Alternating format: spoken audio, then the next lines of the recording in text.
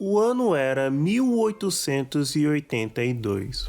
O futebol mundial era dominado pela Escócia, que a essa altura não chegava nem perto de ser o maior esporte do planeta. Contudo, a CBF inglesa, a Football Association, estava queimando seus neurônios para desbancar os escoceses, pois era inadmissível o país onde supostamente foi criado o futebol não fosse o país com o melhor futebol do mundo. Então, determinados a acabar com essa hegemonia escocesa, no dia 16 de dezembro de 1882, o subsecretário Nicholas Lane Jackson fundou um novo clube de futebol, o Corinthians Amateur Football Club. Este novo clube, já em seus pequenos amistosos, já demonstrava sua força, se tornando rapidamente o time mais forte de todo o Reino Unido. A superioridade do Corinthians sobre os outros clubes da época era tanta que a seleção inglesa foi formada apenas por jogadores do Corinthians para disputar 2 jogos contra a seleção do país de Gales, em 1894 e 1895. E nunca mais nenhum outro time conseguiu realizar tal feito. Com pouco mais de uma década de existência, o Corinthians já havia se tornado um gigante no futebol mundial.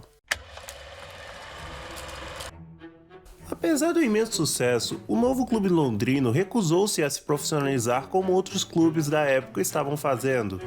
Ironicamente, esse processo de profissionalização teve seu início graças a Nicholas Lane Jackson, o antigo fundador do Corinthians. Essa decisão colocou o clube para fora das grandes ligas inglesas da época, como a Copa da Inglaterra e a Football League, que viriam se tornar as atuais FA Cup e Premier League, respectivamente. O motivo dessa tal obsessão pelo amadorismo está explícito no nome do time, que traduzido do inglês significa Coríntio, ou seja, o natural da cidade de Coríntio, cidade da Grécia Antiga famosa pelo incentivo ao esporte amador. Com este orgulho estampado no peito, o Corinthians filiou-se à Associação Amadora de Futebol da Inglaterra no ano de 1907, e isso fez com que o clube fosse proibido de disputar partidas contra clubes profissionais, e esta época já estava se tornando um modelo hegemônico de agremiação esportiva. Sendo assim, o Corinthians decidiu excursionar fora do Reino Unido. O principal objetivo do Corinthians era disseminar o futebol pelo mundo, e eles foram muito bem sucedidos nisso. A popularidade do Corinthians era tão grande que em uma excursão pela Suécia no ano de 1904, as equipes locais criaram um torneio chamado Copa Corinthians, em comemoração à passagem do clube por aquele país. Porém, o seu maior feito seria realizado aqui, na América do Sul. Em 21 de agosto de 1910, o Corinthians desembarcava no Rio de Janeiro para um amistoso contra o Fluminense. E a partir deste amistoso, os ingleses mostrariam ao Brasil o motivo de serem considerados gigantes no futebol mundial. O Corinthians goleou o Fluminense por 10-1. Esta vitória fez com que o tricolor pedisse uma revanche de 2 jogos, só que desta vez não seria apenas o Fluminense que iria jogar. Uma verdadeira seleção carioca foi formada com jogadores do Fluminense e do Botafogo. Porém, mesmo com esses reforços, o Corinthians massacrou os cariocas por 8-1 no primeiro jogo e por 5-2 no segundo jogo.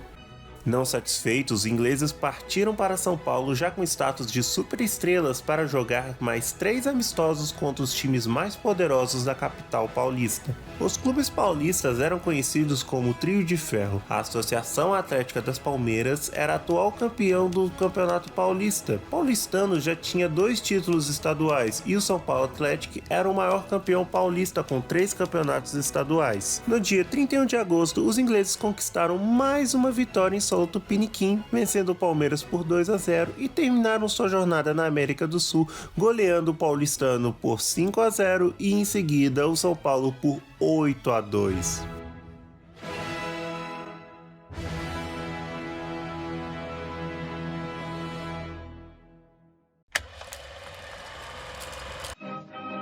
Mas antes mesmo dessas duas últimas vitórias, um grupo de 5 operários maravilhados com o futebol dos ingleses se reuniram na esquina das ruas José Paulino e Rua Cônego Martins, no bairro Bom Retiro, aproximadamente às 8h30 da noite. Sobre a luz de um lampião, foi lá que um novo clube de futebol acabará de nascer. Um time que foi inspirado no Corinthians FC, o time que seria do povo e o povo que faria o time, que seria de tradições e glórias a mil, que figuraria entre os primeiros, o clube mais brasileiro. O Esporte Clube Corinthians Paulista nasceu há 112 anos atrás, no dia 1º de setembro.